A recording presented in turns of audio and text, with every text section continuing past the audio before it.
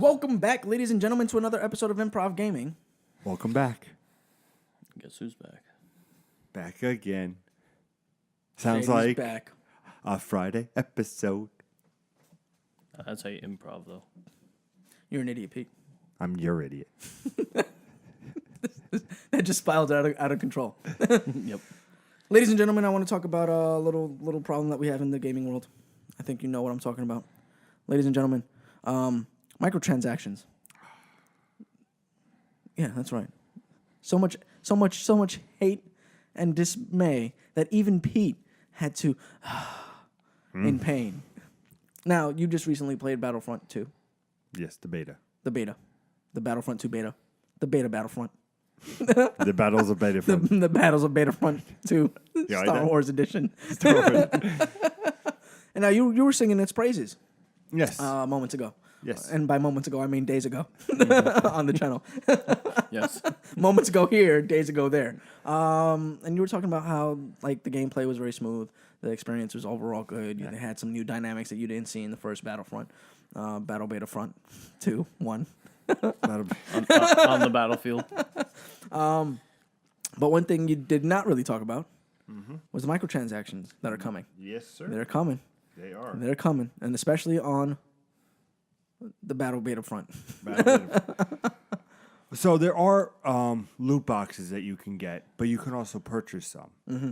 And it's that basically in a weird way pay to win, where somebody can pay and get the ultimate gear, and then unless you pay, like Shadow of War has this problem too, you're fucked in the game. And it's funny because I'll get into Battlefront in a second, but for Shadow of War, There's a long end game grind that you Yeah. have to do in Shadow of War. But by doing this whole microtransaction thing, you can kind of eliminate the end game challenge drastically. And I need to look up an article for that one, Pete. it's also something where if you face like this legendary warrior, it's like you need to be properly equipped. But everybody that runs into him is like, no, you really don't need the microtransactions for the game. It's just, it's a way to, like you said, Make it lessen and make it easier. Which is, I see a problem coming, because it's like, oh, I want to be the best and have the best KD. I want to finish this game, and just breeze through it and then restart, So what happened was, a lot of issues on the beta was, and this is a quote from IGN, was the issues with the loot crates, which raised fears that the game might be a pay-to-win. Now, EA attempted to clarify what these crates would do in the full game, so I'm going to read them to you and the people. EA's comments? So the star card, the outfits, the emotes, and the victory poses will be available in loot crates. Purchasable with both in-game credit and, of course, real money credit. In an effort to balance the potential effect of players buying crates, the most powerful items will not be included in crates. Instead, they will be unlocked via in-game achievements. Okay. Additionally, unlocking most weapons and upgrading star cards will only be accessible in accordance with a player's rank, which can only be progressed by playing the game. Yeah, and that's what they had to say on the loot crates. But good on them to come out and be like, listen, like you can't buy your way into victory. It's basically what Overwatch does and a lot of other games. It's like, hey, we have this crate. If you want to like randomly try to get Overwatch did a summer little outfit brigade, and it's like, hey, you want Jungrat's summer outfit? You could try to get it by just randomly, or you can buy a whole bunch of loot crates and get it that way, which is fine. If you really want to get the best outfit, then cool. Same thing as Destiny. Yeah. Right? Destiny has the bright Just the engrams. silver. Yeah, The bright you can buy the engrams, and you can engrams. get the bright dust in order to buy special items from the Eververse. But none of them actually affect the game at all. It sounds to me like there is some stuff in Star Wars that actually does affect the game, and it's obviously clear that Shadow of War does affect the game. That's definite. That's positively the truth in that. My concern is, where do you guys see this going with because microtransactions kind of tried to tip in this way before, and then like they were pushed back, and now it seems like they're trying to do it again. Yeah. Where they're trying to tip it towards the favor of like Assassin's Creed, the twins. There was Syndicate had microtransactions to buy gear, which turned me off. The moment I saw that, I don't know if you noticed this, Pete, but I stopped playing Syndicate, even though it was a pretty good game. Yeah. I stopped playing, and disgusted. the moment that I saw microtransactions at that level, I was like, you got to be out of your fucking mind. From my perspective, it's just like you're out of your fucking mind.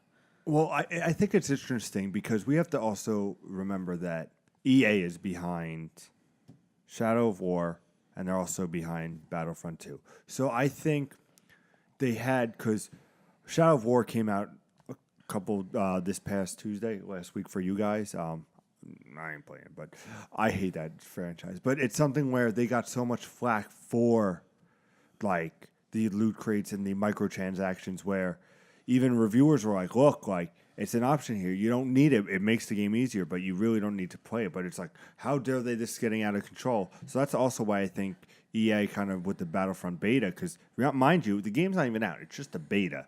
And they're like, well, you're saying we can buy loot crates and it's going to make the game so unfair and all this and that. It's interesting because it's EA going, no. It's just for, dances and this and that. Well, the star cards power up your weapons. So, I mean, it's a fact. Like, there is a feature in there to amplify the weapons that you're using. So, either way, even if it's limited by your level, you're still the best at your rank, right? Like, you still have the potential to be the best at your rank until you until you rank up. And even still, you might be ahead of the curve on that ranked up when you're ranked up. Who's to say that you're not, right? If it's the best of your rank, then it's got to be better than something that's on the next rank. So it's a slippery slope, and it seems like there's other developers that are starting to jump on board. And we talked about this last week with Bethesda. Is Bethesda turning into the bad guy? Check that out on the channel, www.youtube.com/ImprovGamers. It's a lot of W's. It's a lot of W's, but if you type in 3 of them, you'll get there. Or not. You don't even need to do the W's.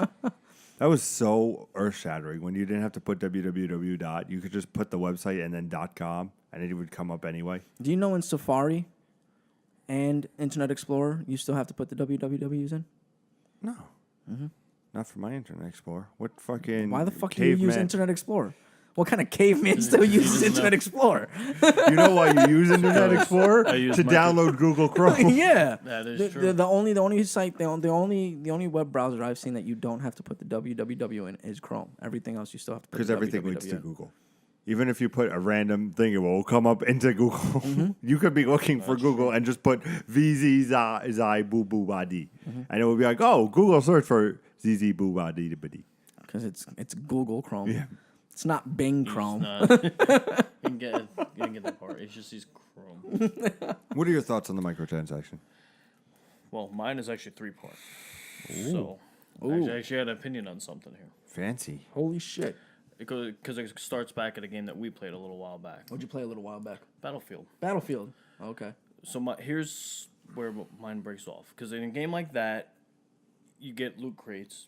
But I feel like in that game, you didn't get rewarded. Like, if you had a good round, you didn't necessarily get a loot crate.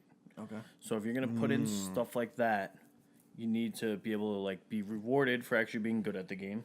So maybe you don't need to buy. And then you get the people who aren't very good at the game. Now you give them some hope.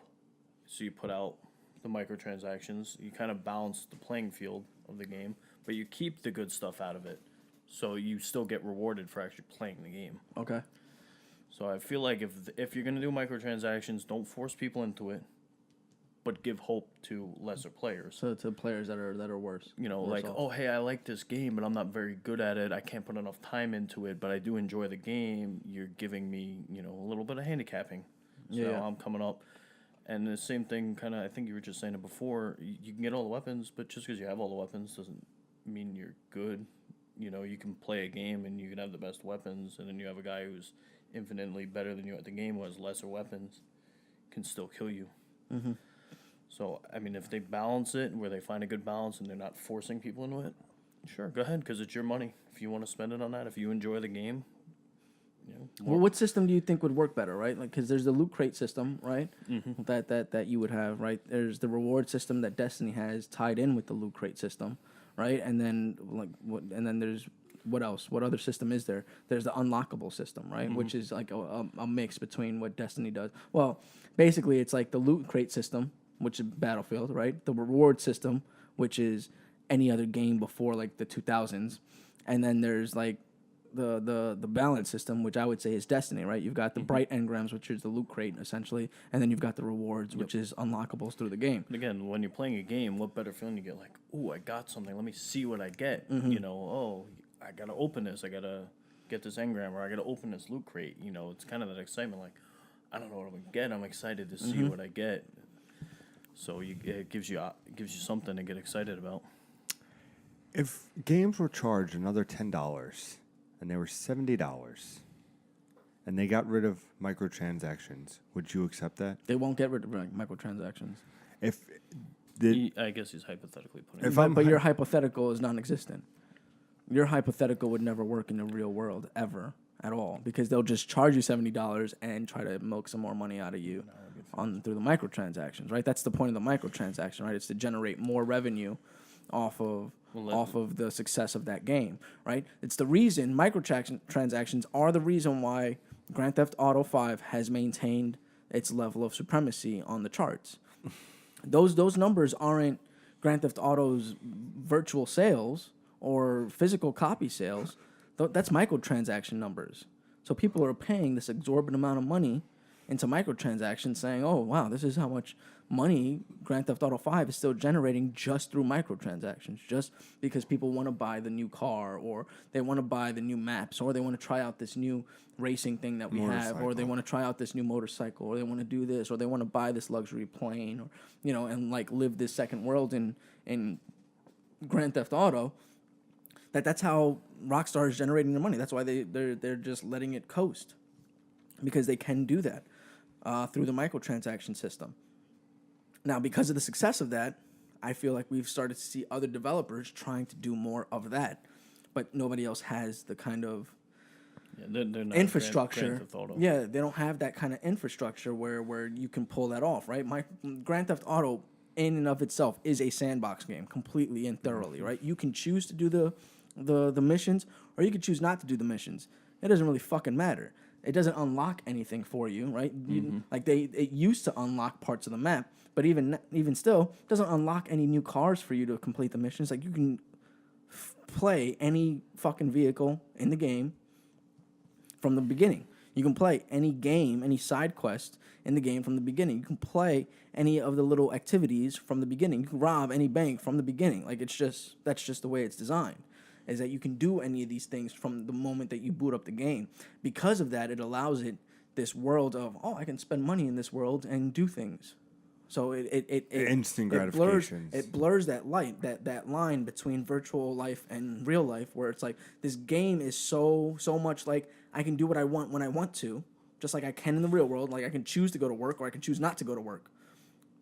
That you just you go in.